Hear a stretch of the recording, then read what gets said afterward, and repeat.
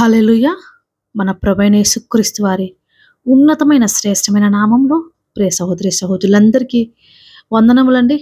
దేవుడు మీకు క్షేమమును సమృద్ధిని విస్తరింపచేయను గాక. అందరూ క్షేమంగా ఉన్నారా? నిద్రలేచారా? వేకువనే దేవుని ముఖదర్శనం చేసుకున్నారా? దేవుడు ఈరోజు మనకిచ్చిన జీవాహారంలో యెహోషువ గ్రంథము 7వ అధ్యాయము 13వ వచనము.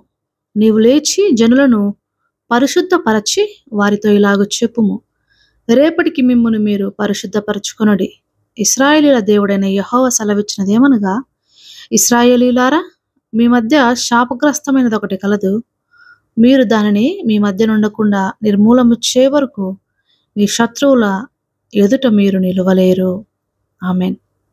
ప్రియ సహోదరి సహోదరులారా, యెహోషువతో దేవుడు ఈ మాట సెలవిస్తూ ఉన్నారు. వారందరూ మోకాళ్ళుని బూడిద చల్లుకుంటూ వారి మీద ఏడుస్తున్నారు, దేవుడికి మొరపెడుతున్నారు. వారు ఏమని మొరపెడుతున్నారు? శత్రువులను బట్టి, అయ్యో ప్రభువా, యెహోవా మమ్మల్ని నశింపజేయకున్నట్లు అమోరీల చేతికి మమ్మల్ని అప్పగించుటకు ఈ యోర్దాను నది దాటించారా? మేము యోర్దాను అవతల నివసించడం మేలు కదా. యువతలకు వచ్చి హాయి పట్టణం మీదను ఇక మిగతా వారి మీదను మేము అమోరీల మీదను ఓడిపోతున్నాం కదా. నీ నామమునకు నీవేళ ఘనత చెల్లించుకుంటారు. నీ నామమును బట్టి మేము ప్రార్థిస్తున్నాం కదా అని దేవుడు మొరపెడుతున్నప్పుడు ప్రభు అంటున్నారు, లెమ్ము, నీవేళ ఇక్కడ ముఖము నేల మోపికొందువు. ముఖాన్ని నేలకేసి ఎందుకు ప్రార్థిస్తున్నావు? లే, నీ మధ్య ఒక శాపగ్రస్తమైన కార్యము జరిగింది, దాన్ని తీసివేసే వరకు మీకు విజయాన్ని ఇవ్వను అని ప్రభువారు కరాఖండిగా చెప్తున్నారు. మన యొక్క కంప్లైంట్స్ కూడా ఈ విధంగానే ఉంటాయి. ఆయనకు అయిష్టమైన వాటిని మనలో పెట్టుకొని మన యొక్క జీవితంలో జరిగేటువంటి ఫెయిల్యూర్స్కు దేవుణ్ణి బ్లేమ్ చేస్తూ ఉంటాం. ప్రభువా, ఎందుకు ఇది సక్సెస్ అవ్వలేదు, నాకెందుకు అది రాలేదు, అనేక మంది నా కళ్ళ ఎదుటనే ఆశీర్వదింపబడుతున్నారు కదా, వారు బాగున్నారు కదా, నేను వాళ్ళకంటే బెటర్గా ఉన్నాను కదా. మనల్ని మనమే గొప్పవాళ్ళుగా చేసుకుంటూ ఉంటాము, సుంకరి వలె. అయితే ప్రభువారు మెచ్చే జీవితం ఏమిటి? వేల కొలది వెండి బంగారు నాణ్యములు ఆయనకు సమర్పించుట కంటే, శ్రేష్టమైన నైవేద్యములు బలులను అర్పించుట కంటే శ్రేష్టమైనది ఏమిటంటే ఆజ్ఞకు లోబడుటయే. ఆజ్ఞ అతిక్రమించకుండా ఆయన ఎదుట మనము సబ్మిట్ చేసుకునడమే. దేవుడు ఇశ్రాయేలు వారికి ఆజ్ఞాపించారు, మీరు యుద్ధములకు వెళ్ళినప్పుడు అక్కడ ప్రజలందరినీ మీరు హతము చేసి అందులో ఉన్న ప్రతి దానిని కూడా తగలబెట్టేసేయాలి. ఏది కూడా మీరు ఆశించకూడదు, శపితమైన దానిని మీరు చేత పట్టుకొని రాకూడదు అని చెప్పినప్పుడు జబ్ది మన్మడైనటువంటి ఆకాను ఒక మంచి షినారు వస్త్రమును, వెండిని, బంగారమును ఆశించి దాన్ని తెచ్చుకొని తన గుడారంలో ఉంచుకున్నారు. ప్రియ సహోదరి సహోదరులారా, ప్రభు వారికి మనం ఇవ్వవలసింది ఏదైనా ఉన్నది ఆయన సంతోషపడేదంటే పవిత్రతమైన మన యొక్క హృదయము, అలాగే మన యొక్క జీవితము. ప్రభు వారు వద్దు అన్నది ఎంత గొప్పదైనా సరే దాన్ని విడిచిపెట్టడానికి నీ యొక్క హృదయము సిద్ధపరచుకొని ఉండాలి. అది ఏదైనా సరే. యోబు వలె యెహోవా ఇచ్చెను, యెహోవా తీసుకొని పోవును అని మనము దేవుణ్ణి మహిమపరచే వారిగా ఉండాలి. అది భక్తిలో పీక్ స్టేజ్. ఆ స్టేజ్కి నడిపించబడడానికి దేవుని సారూప్యతలకు మారుటకు అది ఒక ఉదాహరణ. దానిని చేరుకోవడానికి ప్రతి క్రైస్తవుడు, ప్రతి విశ్వాసి ఆతురత పడాలి. దేవుడి సన్నిధిలో కనిపెట్టుకొని ఉండాలి. నిరీక్షణ కలిగి విశ్వాసంలో అంచెలంచెలుగా ఎదుగుతూ ప్రభు వారిని నమ్మకముగా వెంబడించవలగా ఉండాలి. అప్పుడు ఆకానును అగ్నితో కాల్చివేశారు, తన యొక్క కుటుంబాన్ని అంతటిని. ప్రియ సహోదరి సహోదరులారా, అగ్ని మనల్ని పవిత్రపరుస్తుంది.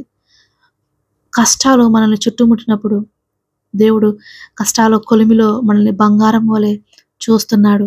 ప్రభు నన్ను సానబెడుతున్నారు, నన్ను ఆయనకి ఇష్టమైన పాత్రగా మలుచుకుంటున్నారని మనము సంతోషించాలి శ్రమలయందు. అంత మాత్రమే కాదు, కానీ దేవుడికి లోబడే హృదయమును కలిగి ఉండాలి. ఆయన ఏ ఆజ్ఞలు అయితే మనకి ఇచ్చున్నారో వాటిని దేన్ని కూడా మనము విడిచిపెట్టకూడదు. ఆజ్ఞ అతిక్రమమే పాపం అని మనం గుర్తుంచుకోవాలి. ఏదైనా చేసినట్లయితే వెంటనే రిపెంట్ అవ్వాలి, దేవుని సన్నిధిలో పశ్చాత్తాపడాలి, దాన్ని విడిచిపెట్టాలి. మరెన్నటికి దాని వైపు తిరిగి చూడకూడదు. పాపంలో పట్టబడిన స్త్రీని దేవుడు క్షమించాడు. అమ్మా, మరెప్పుడు కూడా విడిచిపెట్టిన పాపం వైపు తిరిగి చూడకు. వెళ్ళు నీతి గల దానివై జీవించమని చెప్పారు. ప్రియ సహోదరి సహోదరులారా, మనము దేని యందు మన మనస్సు ఉంచుతున్నామో జాగ్రత్తగా తెలుసుకోవాలి. అది ఎంత విలువైందైనా, మనకు ఎంత ఈజీగా వస్తున్నదైనా సరే, దేవుడు వద్దన్న దాన్ని మనము వదిలివేయాలి. సులువుగా చిక్కులు పెట్టే పాపములకు మనము లొంగిపోకుండా జాగ్రత్త పడాలి. మనల్ని మనుషులు గమనిస్తున్నారని కాదు, కానీ దేవుని కంటికి మరుగై ఉండమని మనము దేవుని సన్నిధిలో నిందారహితులుగా చేసుకున్నప్పుడే మన యొక్క జీవితము, మన యొక్క బ్రతుకు, మన యొక్క అర్పణలు ఏవైనా ప్రభు సన్నిధిని ఇంపైన సువాసనగా, ఆయన ఆగ్రహించదగినదిగా మన బ్రతుకు ఉంటుంది. దేవుడి వాక్యాన్ని మీ హృదయంలో స్థిరపరిచి ఆయన కొరకు మిమ్మల్ని బహుగా ఫలింప చేసుకును గాక. ఆమేన్. కళ్ళు మూసుకుని ప్రార్థనలో ఏకీభవించండి. ప్రార్థన. పరిశుద్ధుడా, మహోన్నతుడా, గొప్ప దేవా, మీ పాదములకు వందనాలు, స్తుతులు, స్తోత్రములు తండ్రి.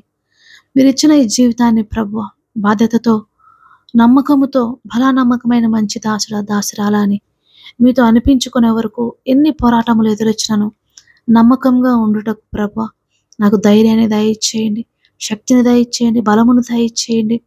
ప్రభువా మీ చిత్తము కానిది, మీరు ఆజ్ఞాపించనిది ఏదైనా ఈ లోకంలో దానికి ఎంత విలువ ఉన్నా, ఇదిగో ప్రభా పౌలు వలె పెంటలాయించుకునే భాగ్యాన్ని దయచేయండి తండ్రి అని అయా మీ సన్నిధులు సబ్మిట్ చేసుకుంటూ మీ మీద ఆధారపడిన ప్రతి బిడ్డను పేరు పేరున కుటుంబములుగా మీ పాద సన్నిధిలో సమర్పించుకుంటూ వారి జీవితంలో ఈ వాక్యాన్ని స్థిరపరిచి మంచి నేలను విత్తబడిన విత్తనము వలె బహుగా 30ంతలుగా 60ంతలుగా 100ంతలుగా ఫలించినట్లు సహాయం చేయమని మమ్మల్ని అందరినీ మీ పాద సన్నిధిలో సమర్పించుకుంటూ నా ప్రభును నా రక్షకుడును త్వరలో రానయ్యున్న యేసు నామంలో అడిగి వేడుకుంటున్నాను పరమ తండ్రి. Amen, amen, amen. God bless you all. Have a joyful day, everyone.